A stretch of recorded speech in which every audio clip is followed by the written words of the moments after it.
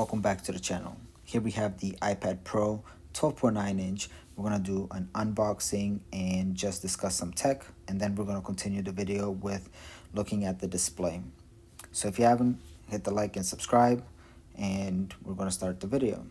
So what do you get with the 12.9 inch iPad? There's a few things. So you have the Liquid Retina XDR display, and we'll get a little bit into that in a moment.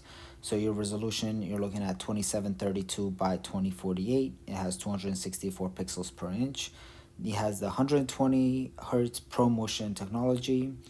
It's 600 nits max brightness, 1000 nits max full screen brightness, and 1600 nits peak brightness HDR. It has 1,000,000:1 contrast ratio, and they were able to achieve this by using the new technology of the mini LED and packing in 10,000 mini LEDs with 2,500 local dimming zones. So I think the picture quality is going to be present because they've definitely put a lot of effort in this new iPad. Now for the rest of it, you're getting an M1 chipset, so they're going away from the A14, A15, those kinds of chips within the iPad lineup. The Pros usually had a different variation of those chips, but now they're using the M1s that they're using in the iMacs and the MacBook Airs and the MacBook Pros. It's got 8-core CPU with 4 performance cores and 4 efficiency cores, 8-core GPU, 16-core neural engine, 8 gigs of RAM on the 128, 256, and 512 gig storage, and 16 gigs of RAM on the 1 terabyte and 2 terabyte storage. As for the ports, it's got a USB 4 and Thunderbolt port, so you can do up to 40 gigabit transfer speeds. So overall, this is a very powerful device, and with iOS 15 and iPadOS 15, we'll see what capabilities will be enabled coming down the line. But now let's get into the display, because this is one of the big factors to why some people went with the 12.9 inch instead of the 11 inch, and that's because of the mini LED technology used on this particular model. Mini LED has been around, at least with TCL, and then you have Samsung and LG incorporating their own versions of it. But there are still some drawbacks because it is an LED technology, and one of them is blooming. So some reports have shown that there are blooming on the iPad, and just overall testing it, I have noticed that it is present, and it's more when you're watching it in a dark environment. You will see the status bar, the borderlines around sections of an app. Those kinds of things will pop up. Once you see it, it's kind of hard to unsee. And if you are recording it as I am with a camera, it does show it a little bit more than it would just by your naked eye. So here we're going to just look at different scenarios. So we're going to make the screen all the way black. So now it's full on black display, and turning on the brightness. As you can see, there are some blooming in the areas where you would have like your status icons, your percentage. So it's present when this is again a dark environment recording in an iPhone 12 Pro Max, and it's catching it more maybe than your eye would. So will you notice it? Very likely.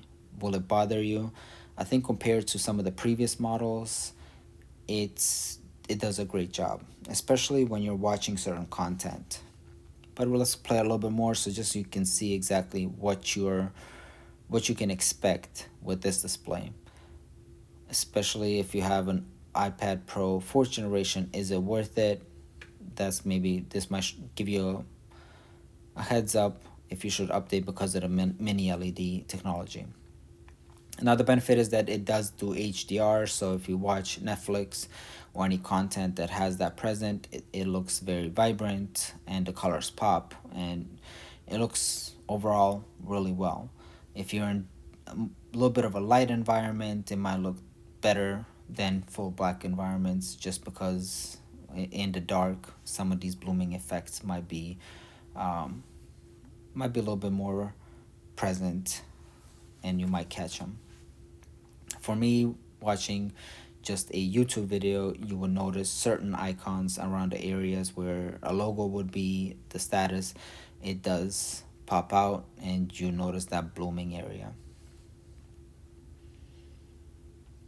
As you can see right here. And then in the next video, we're just gonna have some more lighting effects just to kind of show you how it's going. But again, your main areas impacted will be like the status icons, the navigations, those kinds of things you will notice definitely pop up. As for something like this, here you can see there's really no streaking. I think the local dimming zones act really well. It's more when you have small icons far away, that's when you notice some of the blooming. Overall on this, it's not that noticeable, and this is recording on an iPhone 12 Pro Max, and you can see it actually does a really good job.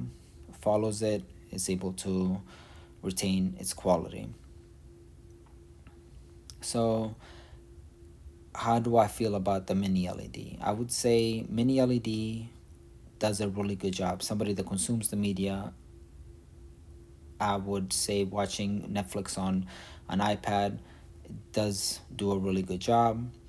Now, will it be replacing OLED? I don't think it's there yet. I think the replacement for OLED might be micro LED, but mini LED is going to be better than LED. So is this the best iPad screen? I would say yes, because of the technology. And if you are somebody that uses an iPad and is looking for something that's got power behind it and is going to be upgradable with iPad OS, this iPad does a great job, and I think it's going to be very beneficial. So you don't necessarily need to listen to people that are complaining on, they're trying to compare it to an OLED screen. I would say you can't really compare it to an OLED screen. You can compare the quality to a television out there, and it does a great job. I would give this a really high rating for some of the quality aspects. So for me, watching the content, the way the colors look, they're very vibrant. Movies are very vibrant, and I don't see any issues that some people might find. You will find blooming, you will find some light leak, but it's nothing to be too concerned. It's because of how dark the screen can get, that you will notice the other pieces because of the local dimming zones. So for now, I think it's a great display. I think that with a software update, they might be able to manage some of those areas that are causing that light leak, especially their menu icons. So we'll see how iPad OS 15 does, and if it brings changes and enhancements to the software. Thank you for watching. Hit the like and subscribe button. And we're going to have way more content coming out in the next few weeks, where we're just going to try to put out more videos. So again, thanks for watching. Stay tuned for more.